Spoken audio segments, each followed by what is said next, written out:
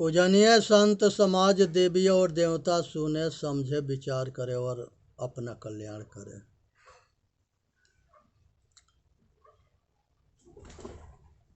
संसार के अंदर जो है सप्त ऋषियों के जो पत्नी थी वो सभी सती थी और पूज्य थी।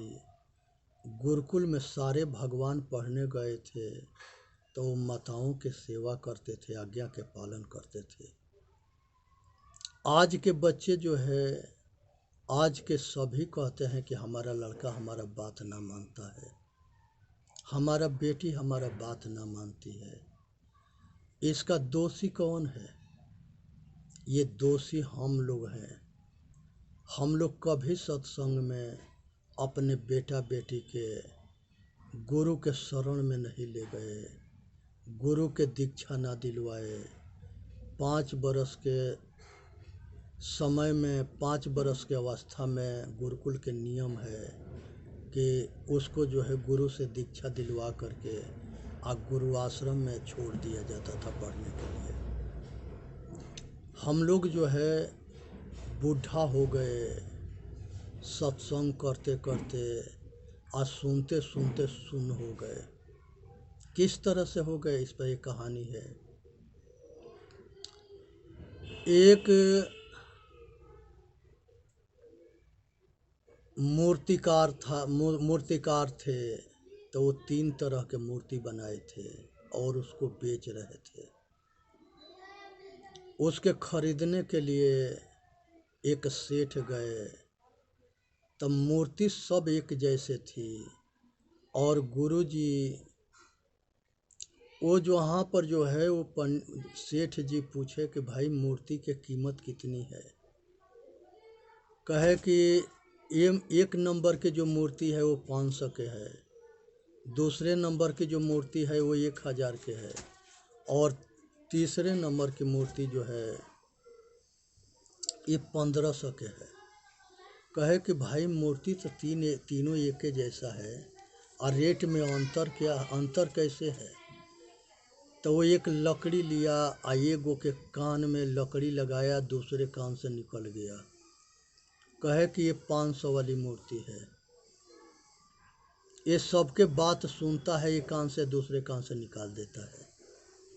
इसकी 500 की कीमत है।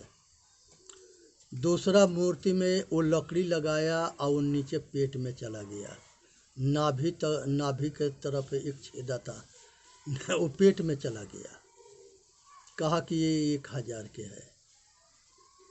ये सुनता है और इसके पेट में बात पहुंच जाता है, लेकिन ये जो है रहनी में ना उतारता है और वो बात के अहंकार हो जाता है तो ये महान मूर्ख हो जाता है। और जब महान मूर्ख होता है तो ये किसी के ना सुनता है ना किसी के मानता है, और अपना लोक परलोक खराब करके आज 84 में जाता है। तो ये मूर्ति की कीमत 1000 है। कहा कि तीसरा के करिश्मा क्या है? तीसरा वाला के जब लकड़ी लगाया तो वो लकड़ी जो है पेट में गया और फिर बाहर ना निकला। कहा कि इसके मतलब क्या है? कहा कि ये जो है जो बात पूर्वजों के सुना, सतगुण को सुना, वो ये हजम कर लिया, बात को हजम कर लिया और अपने रहनी में और गहनी में और आचरण में उतार लिया। और जब उतार लिया तो इसके कल्याण हो गया। तो संसार में मनुष्य जब इंसान बनता है, मनुष्य बनता है, तो उसके पहचान होता है कि वो जो है अपना संसार के सारे दुख से बच जाता है। इसलिए सतगुरुदेव कहते हैं, यहाँ पर गुरुदेव जो है बताते हैं कि मनुष्य जब गुरुमुखी वाणी को अपना लेता है तो वो सतगुण को धारण कर लेता है, और धारण करता है तो अपना कल्याण करता है। तो साहेब सतगुरु कबीर साहब कहते हैं, विवेक करे सो बेटा हमारा, कथनी करे सो नाती, रहनी रहे सो गुरु हमारा, हम रहनी के साथी। जो रहनी रहता है तो वो जो है वो गुरु है, हम रहने के साथी है। तो इसी तरह से तीसरी मूर्ति जो है वो इंसान है, और दूसरी मूर्ति जो है वो शैतान है, और तीसरी मूर्ति जो है वो भगवान है। कर्म से ये तीनों मूर्ति तीन कीमत के बनी। वो मूर्तिकार जो है सेठ बात को समझ गया और सतगुरु के शरण में जा कर के और वो अपना कल्याण कर लिया। जो सच्चा गुरु होता है वो पक्षपाती ना होता है। जो पाखंडी होता है वो अपना गुरु के या अपना ग्रंथ के भगवान के ग्रंथ मानता है और उसी के पक्षपात में अपना जीवन खराब कर देता है। वो किसी के भलाई सुन ना सकता है, किसी की अच्छाई सुन नहीं सकता है। लेकिन जो गुरुमुखी होता है, जो हकीकत में बेटा होता है, एगो बेटा होता है, एगो मेटा होता है, एगो चेला होता है, एगो चैला होता है। तो जो चैला होता है वो गुरु के दुख देता है, और जो चेला होता है वो सुख देता है। उसी तरह से मेटा होता है तो बाप महतारी के दुख देता है, और बेटा होता है तो सुख देता है। अब विचार कर लेना कि हम किस में के हैं, अपने माता पिता के गुरु के सुख देते हैं कि दुख देते हैं, निर्णय हो जाएगा। आज समझने की समय आ गया है, जानने के समय आ गया है, विचार करने की बात आ गई है। ये हृदय के अंदर जो है महाभारत के जो लड़ाई है पांडवों के कौरवों के, वो बाहर के रूपक है। सबके हृदय में कुरुक्षेत्र धर्म क्षेत्र दोनों है। दैवी सुर आसुरी सुर संग्राम सबके हृदय में होता है।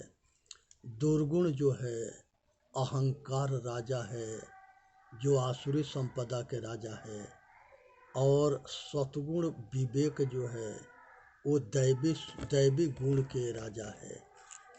और जब धर्म के सत धर्म न्याय के रक्षा होता है तब विवेक के जीत होता है और वो आदमी के कल्याण होता है। और जब पाप के विजय होता है, दुर्गुण के विजय होता है, तो वो आदमी जो है अपना लोक परलोक खराब करके नरक में जाता है। इसलिए समझने विचार करने की ज़रूरत है। सत्य धर्म न्याय के रक्षा करोगे तो अपना कल्याण करोगे, और दुर्गुण के मार्ग में बहुत ऐसे आदमी मिलेंगे जिसको आत्मज्ञान हो गया और उसके अहंकार में पड़ करके वो अपना पतन कर लिया। जैसे रावण ज्ञान में कमी ना था, क्योंकि शंकर भगवान के गुरुकुल में पढ़ा था। वहाँ परशुराम जी भी पढ़े थे। परशुराम जी के भी पक्षपात कहीं कहीं दिखाई देता है कर्ण के समय में। और इसी तरह से राजा जनक थे, और इसी तरह से जो है रावण था। तो ये भेद जो सब घट में चेतन आत्मा है, और दुनिया में जिसको आत्मज्ञान हो जाता है, जो इंसान बन जाता है, जो भगवान बन जाता है, वो किसी के तन मन वचन से दुख ना देता है।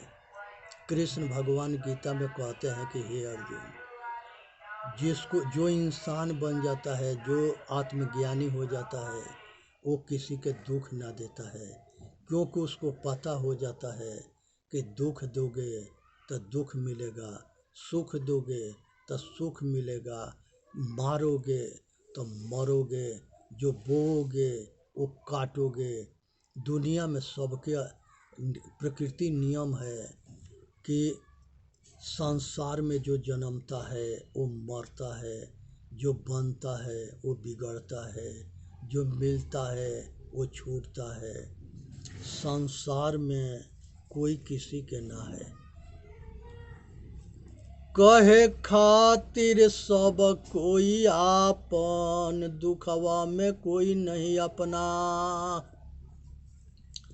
सुख में सब अपन हो जाएंगे, दुख में अपना कोई ना होता है, और जो दुख में अपना होता है वही अपना होता है। तो इसलिए चैला ना बनना है, चेला बनना है, मेटा ना बनना है, बेटा बनना है। और हम सब दोषी है कि अपने औलाद के संस्कार देने में हम असमर्थ हो गए। अगर हम संस्कार देने में कामयाब हो गए तो हमारी बुढ़ौती अच्छा कटेगा।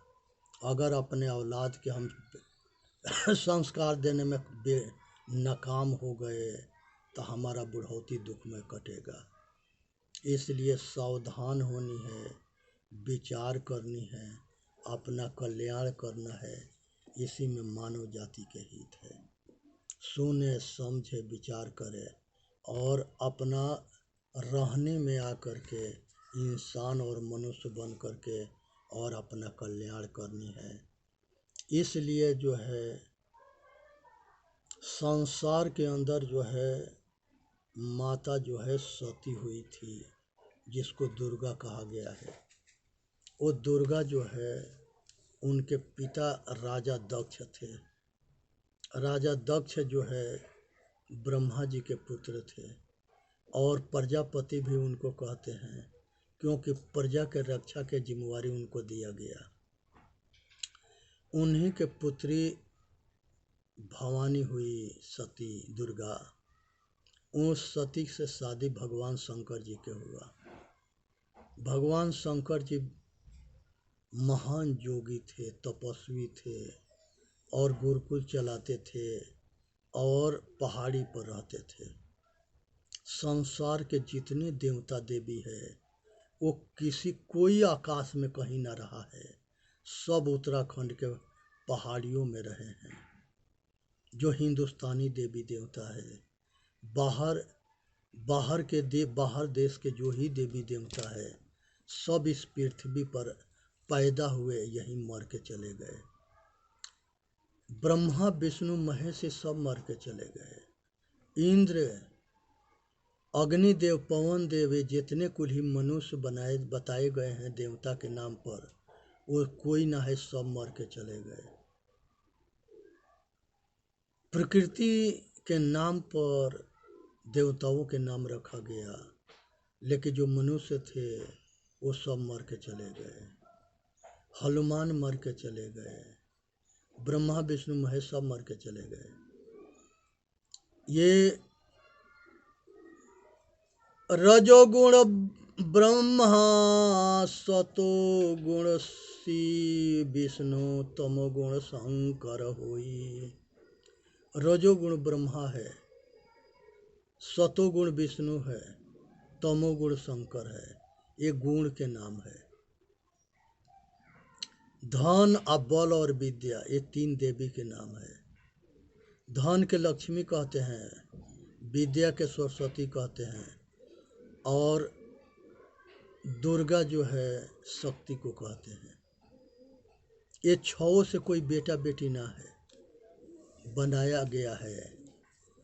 धंधाबाजों ने बना करके धंधा अपना चलाया है, क्योंकि वेद के ऋषि के मतलब था ज्ञान देना।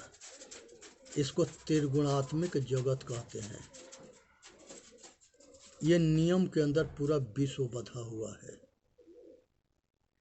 सतोगुण रजोगुण और तमोगुण के अंदर।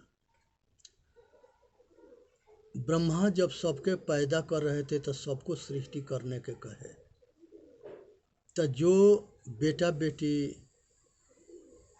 शादी करके और अपना रज बीज से बेटा बेटी पैदा करना शुरू कर दिए तो वो सृष्टिकर्ता कहा है।